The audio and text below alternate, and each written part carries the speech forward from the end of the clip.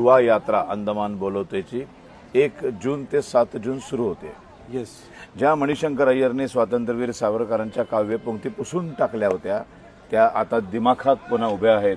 देशभक्ति का ये व्रत हमने आंख मूंद कर नहीं लिया है, इतिहास की प्रखर ज्योति में हमने इस मार्ग की परख की है। सावरकर म्हणाले होते की घेतले व्रतन हे आम्ही अंधतेने लब्ध प्रकाश इतिहास निसर्ग माने। त्याचं हिंदी भाषांतर इथं लावलंय आणि या इथे या सेल्युलर जेलमध्ये 15 ते 35 वयोगटातली मुलं 15 ते 35 वयोगटातली तरुण मुलं मुली यायला पाहिजेत, त्यांना सावरकर कळायला पाहिजेत। या हेतून आम्ही अंदमान बोलवतोय। विशेष युवा यात्रा वर्षातून एकदा करत असतो आणि इथे फक्त आमच्या दोघांची व्याख्यानं नाही येतात, त्याच्या जोडीला काय असणार आहे शरदजी?